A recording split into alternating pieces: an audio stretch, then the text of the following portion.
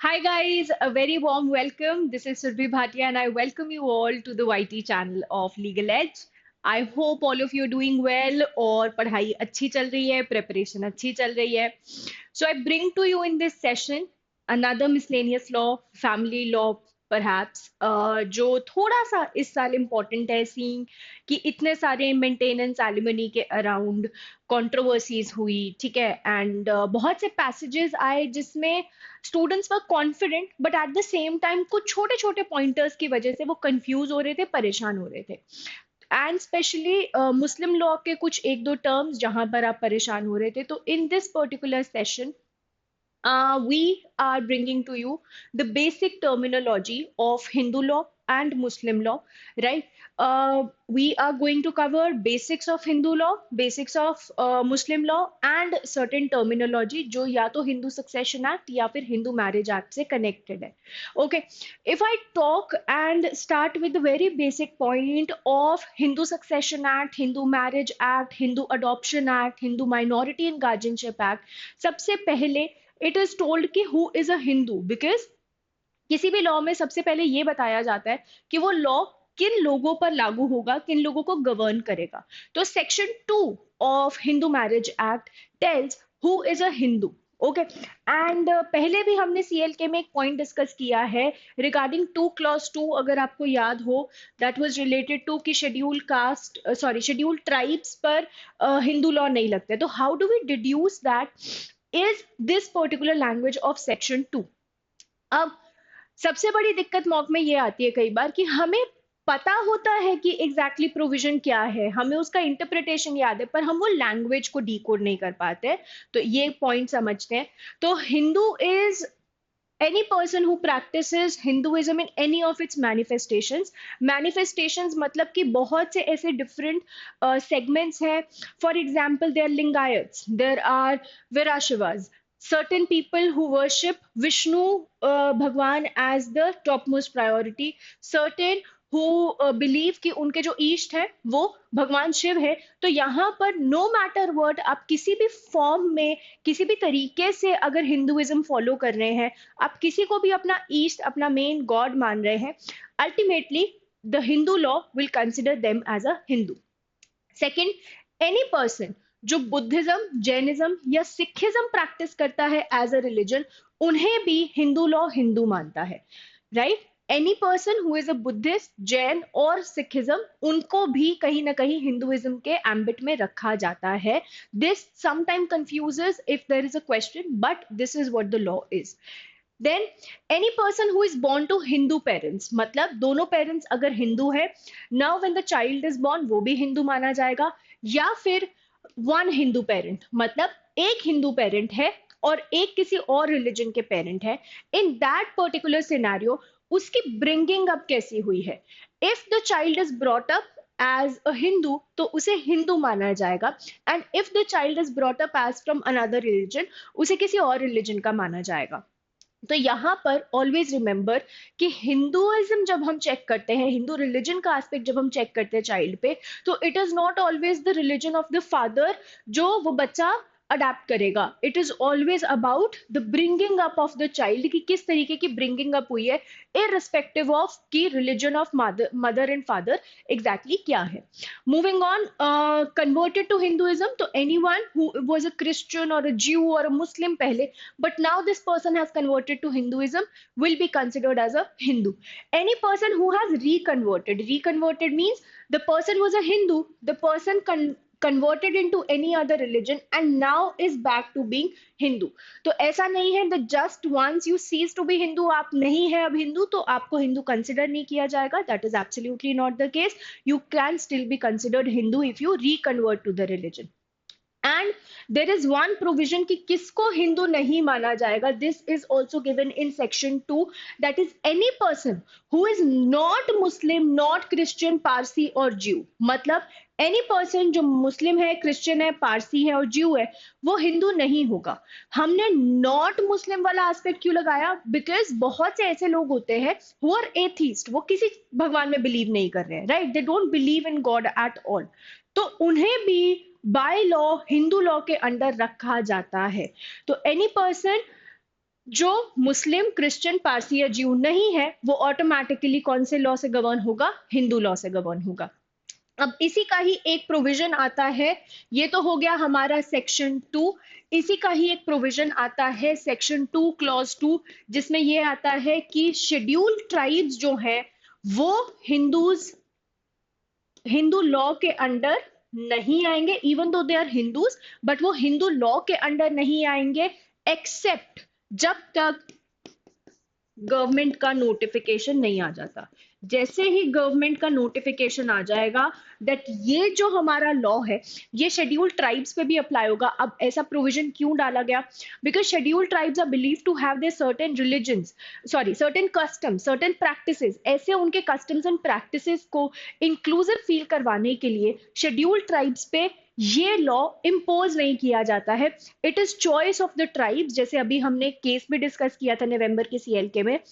It is the choice of the tribe कि उन्हें religious aspects follow करने हैं या नहीं, या फिर सेंट्रल गवर्नमेंट नोटिफाई कर कर उन पे ये लॉ इम्पोज कर सकती है। But generally they are not included as a Hindu under the Hindu law. They're definitely Hindus, but not included here. Moving on, these are certain terms जो आपको देखने को मिल सकती हैं in the passages. So we'll just discuss these terms so that it is not confusing when the passage comes.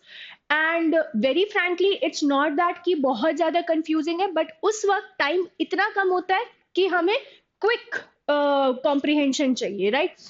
Full blood. जब दो relatives, जब दो लोग के मदर एंड फादर सेम है, उन्हें हम बोलते हैं that you connected by full blood. मतलब कि अगर ए and B, I'll quickly take an example.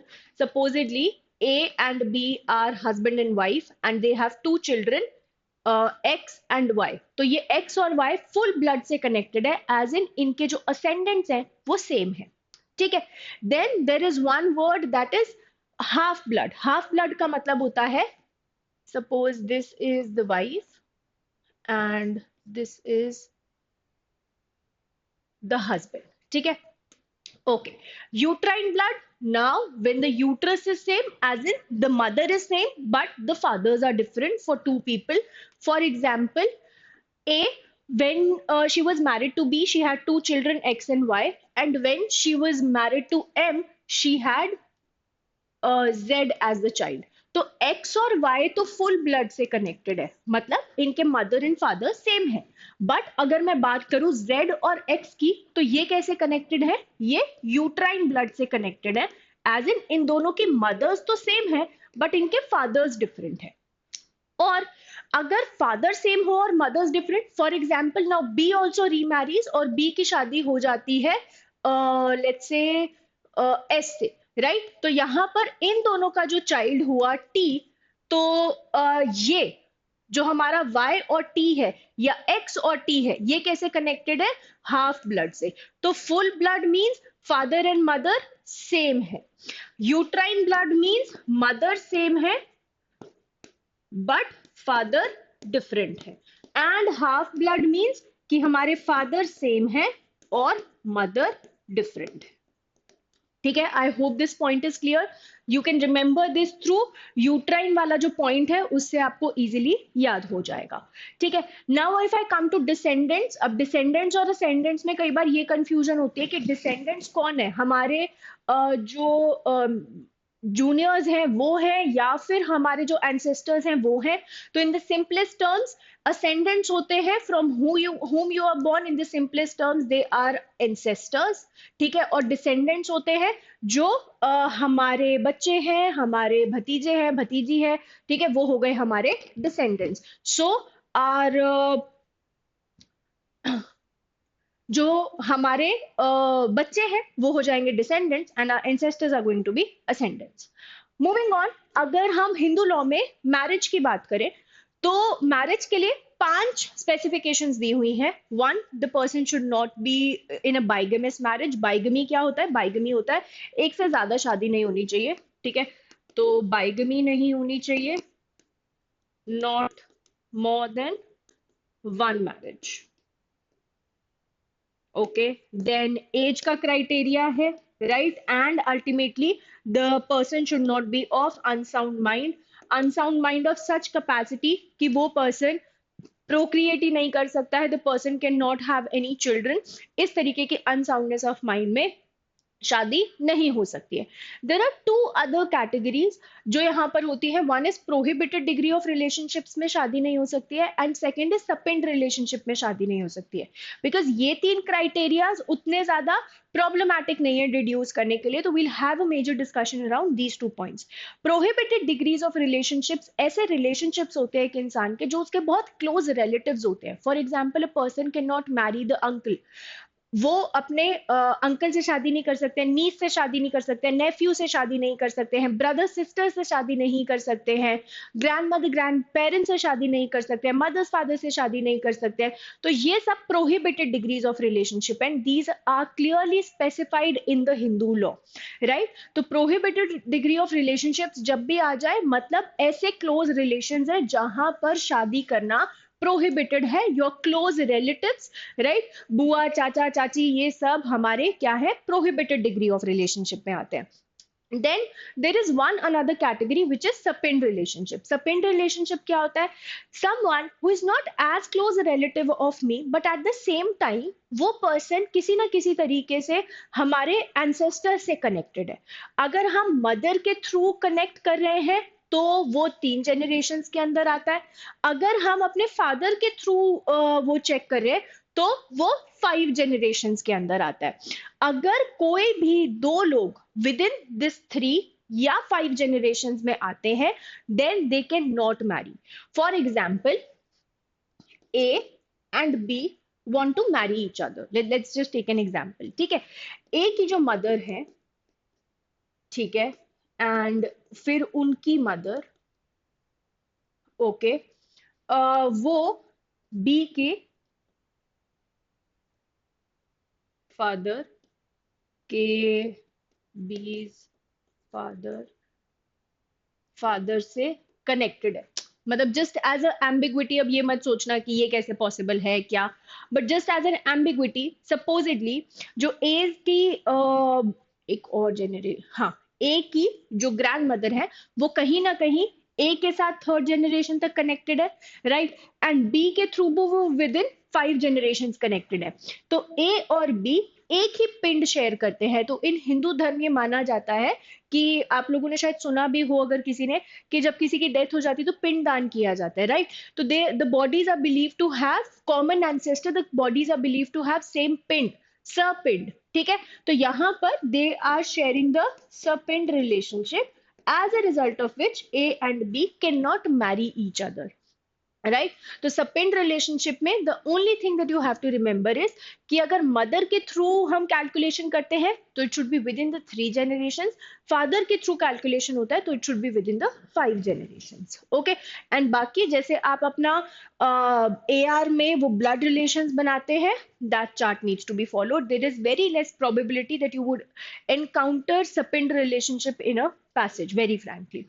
Moving on, these 3 terms that we relate to Hindu marriage: valid, void and voidable.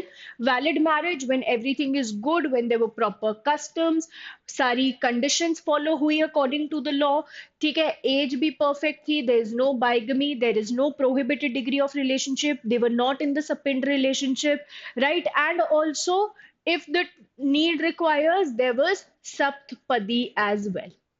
Always remember, Hindu law में जो रजिस्ट्रेशन का aspect है वो optional है। तो जस्ट बिकॉज आपको ये गिवन है, अगर पैसेज में आपके सामने हिंदू लॉ है जहां पर ये बोला है मैरिज वैलिड है but registration is optional, that is absolutely fine and fair.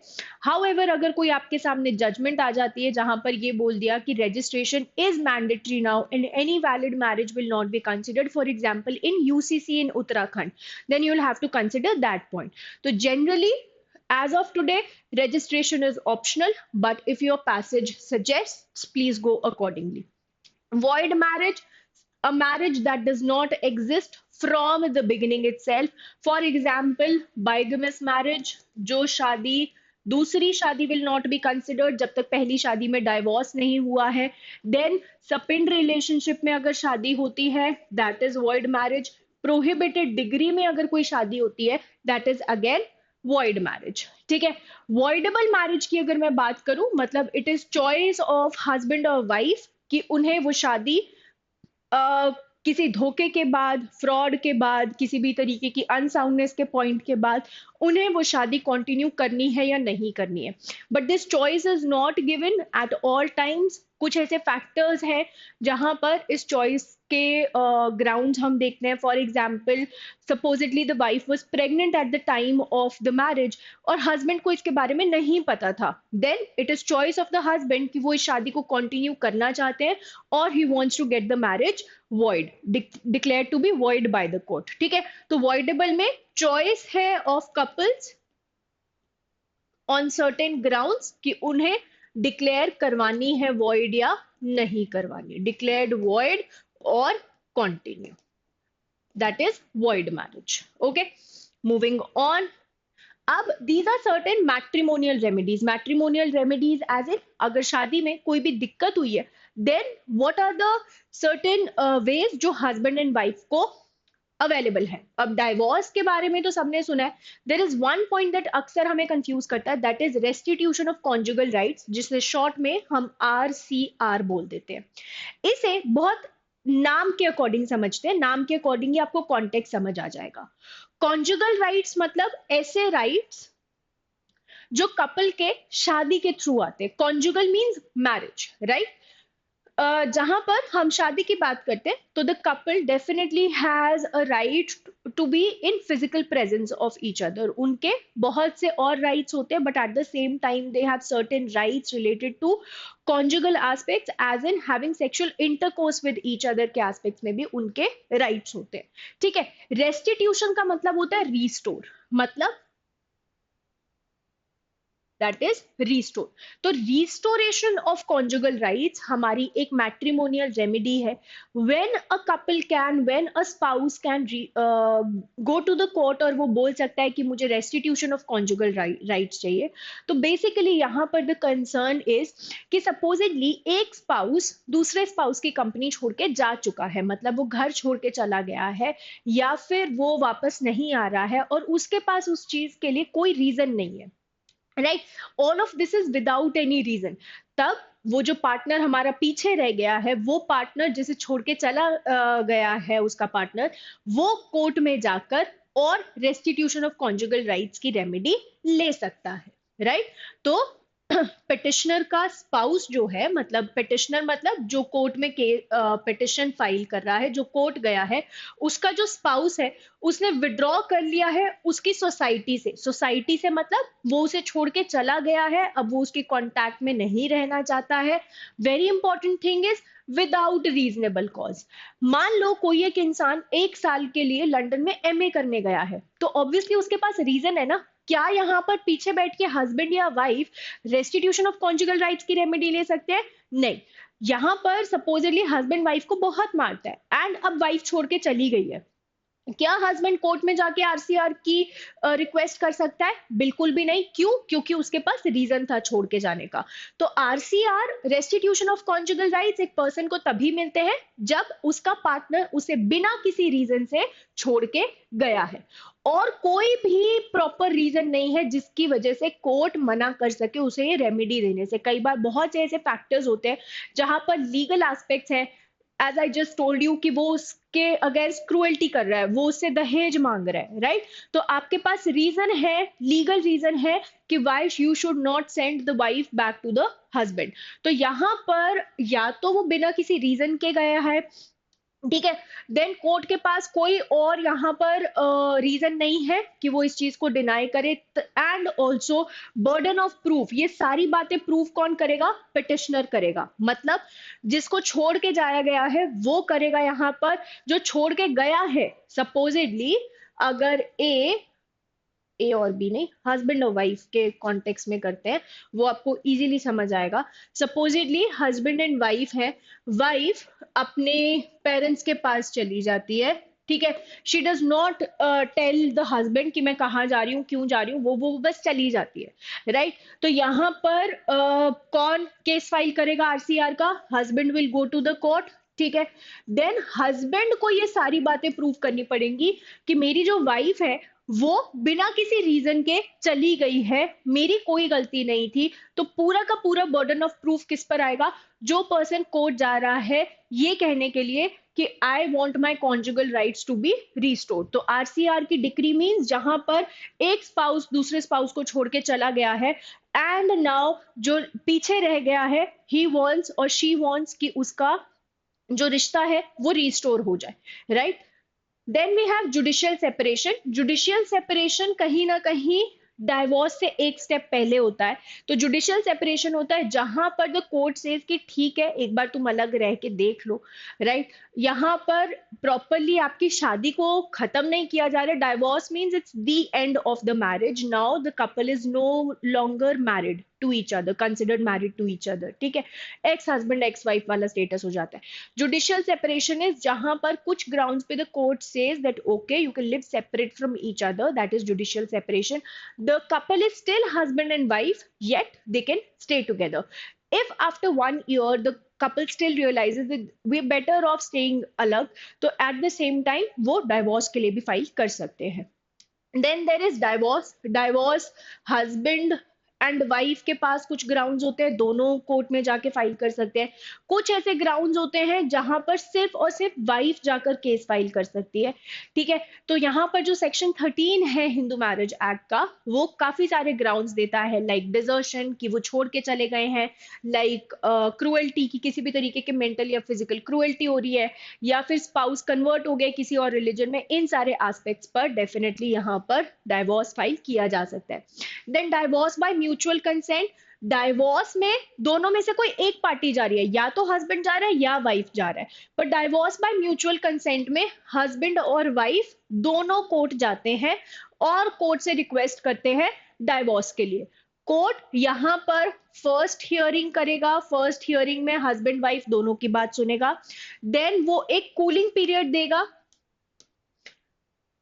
एक कूलिंग पीरियड आता है। Cooling period as in court enough time देता है हस्बैंड एंड वाइफ को कि उन्होंने कहीं इंपल्सिव डिसीजन तो नहीं ले लिया, बस छोटी सी लड़ाई में गुस्सा होके तो डिसीजन नहीं ले लिया शादी तोड़ने का। तो यहाँ पर एक कूलिंग पीरियड होता है which is majorly 6 to 18 months, right? कम से कम 16 months का रहता है, maximum 18 months।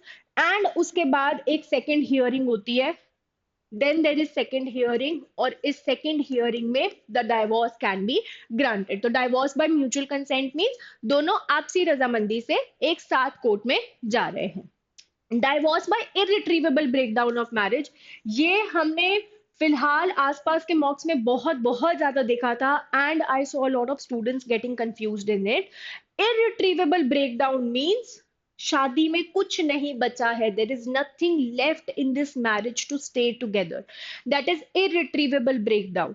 Even if there no particular grounds जिसके ऊपर शादी टूटनी चाहिए, but at the same time हमारे पास साथ रहने को, हस्बैंड एंड वाइफ के पास साथ रहने को भी कोई रीजन नहीं है, इट इज बेटर ऑफ कि वो दोनों सेपरेट हो जाए, that is irretrievable breakdown of marriage.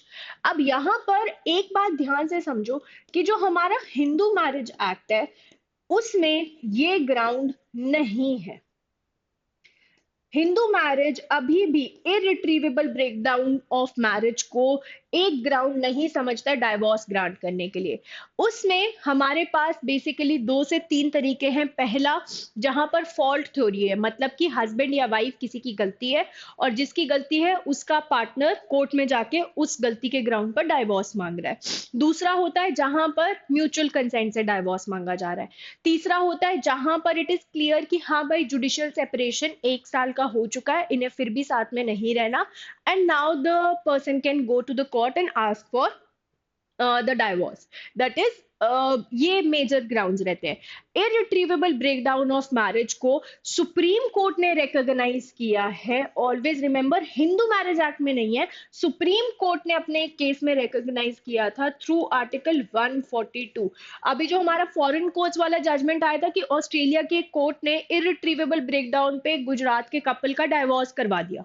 क्यों वो डिसीजन कंसिडर नहीं हुआ था? क्योंकि उन्होंने इरिट्रीवेबल ब्रेकडाउन ऑफ मैरिज पे डाइवोर्स करवा दिया था, and that is not considered in India as a ground for divorce. इस वजह से नहीं होगा।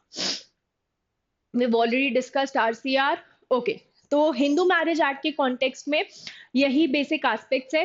वन, मैरिज के grounds. Two, prohibited and sapinda relationship जो मेजरली हमने डिस्कस किया, उसके अलावा भी ग्राउंड्स हैं तीन, पर मेजर डिस्कशन के ये थे। एंड देन क्या क्या जुडिशियल रेमेडीज अवेलेबल है।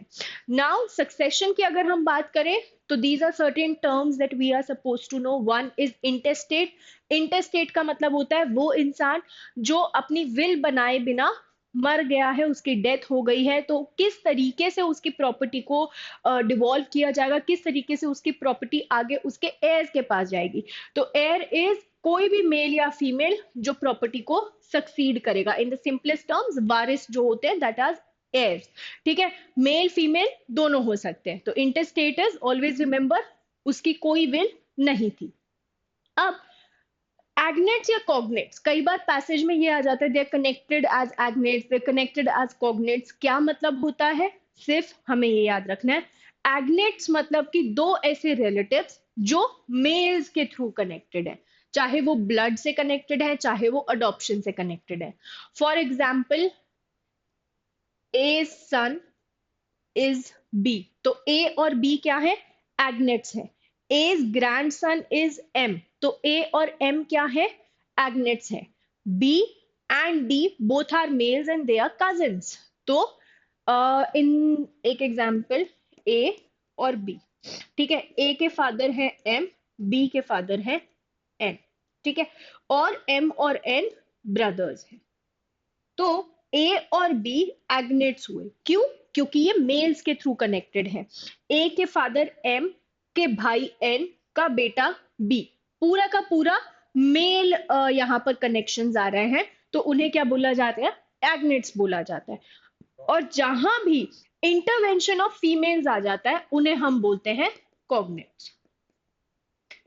इंटरवेंशन ऑफ फीमेल,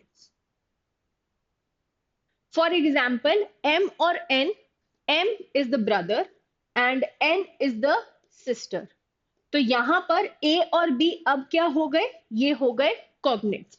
ए के फादर एम की बहन एन का बेटा है बी, तो यहां पर इंटरवेंशन ऑफ फीमेल आ गया। जैसे ही इंटरवेंशन ऑफ फीमेल आ जाता है किसी दो लोगों के रिश्ते को जज करने में, कहीं एक फीमेल आ जाती है टू डिसाइड इन दोनों लोगों में क्या रिलेशन है, तो वो हो जाते हैं कॉग्नेट्स। अगर दो लोगों का रिलेशन जब हम निकाल रहे हैं तब कोई फीमेल का इंटरवेंशन नहीं है, it is completely through males, उन दो लोगों को बोला जाता है एग्नेट्स। ठीक है, now let's switch to certain terminology of Muslim law. These are two important terms. मेहर, तो अभी यामी गौतम की कौन सी मूवी आई है, हक, हाँ हक के ट्रेलर में आपने मेहर वर्ड सुना भी होगा, राइट। तो एग्जैक्टली exactly क्या है, इसके लिए बहुत ज्यादा कंफ्यूज हो रहे थे तुम लोग। तो मेहर या डावर, डाउरी नहीं है। सबसे पहली बात, डावर और डाउरी अलग अलग है। डाउरी होता है दहेज और डावर होता है mehr. This is an important aspect of nikah और wedding in a Muslim law. Okay, तो यहां पर मेहर या डावर का पॉइंट सिर्फ इतना होता है कि हस्बैंड यहां पर एक अमाउंट देता है टू वाइफ। अगर मतलब it is choice of the couple, it is choice of the families कि ये चीज प्री डिसाइडेड है, मतलब शादी के वक्त, निकाह के वक्त ही ये चीज डिसाइड हो जाती है, या फिर बाद में डिसाइड होती है। Also it is choice of the couple and the parents कि जो ये अमाउंट है ये कब पे किया जाएगा। ये जो अमाउंट है that is promised by husband to the wife, जिसको हम मेहर बोलते हैं, जिसको डावर बोलते हैं, it can be payable during the marriage, it can be payable तलाक के बाद, it can be payable husband की डेथ के बाद। जो पूरा पर्पस होता है मेहर देने का to the wife is kind of a security that is promised to the wife, that she is secure in financial aspects through this dower. ठीक है, तो यहां पर डाउरी इज दहेज, जहां पर द ब्राइड को पैसे देने होते हैं, ब्राइड को कुछ अमाउंट देना होता है to the family of groom. ठीक है, बट यहां पर जो मेहर है इन द पॉइंट्स ऑफ निकाह है वो कहीं ना कहीं हस्बैंड देते हैं वाइफ को as a sense of financial security after marriage. ठीक है, तो कितनी दिया जाएगा, किस तरीके से दिया जाएगा एंड किस वक्त दिया जाएगा, ये सारी चीजें पहले से डिसाइडेड होती हैं, ठीक है। कुछ स्कूल्स ऑफ मुस्लिम लॉ है जहां पर इट इज ऑलरेडी डिसाइडेड कि इससे कम मेहर नहीं हो सकता है, ठीक है। तो यहाँ पर all of that would be specified to you, आपको सिर्फ मेहर का एक बेसिक आइडिया होना चाहिए। The next term is iddat. Iddat, time of waiting after divorce और डेथ ऑफ हस्बैंड।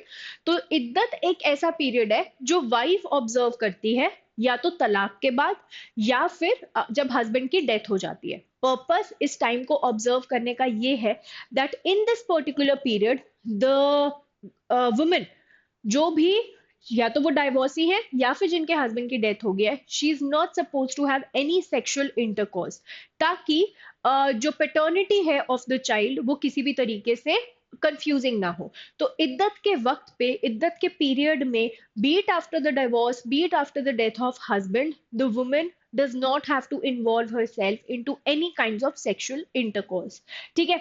अगर डाइवोर्स है तो it is for 3 lunar months, अगर डेथ ऑफ हस्बैंड है तो 4 lunar months and 10 days का होता है।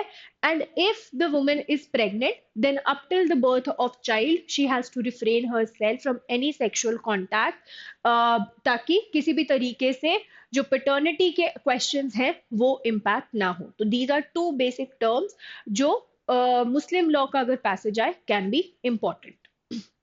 मूविंग ऑन, तलाक।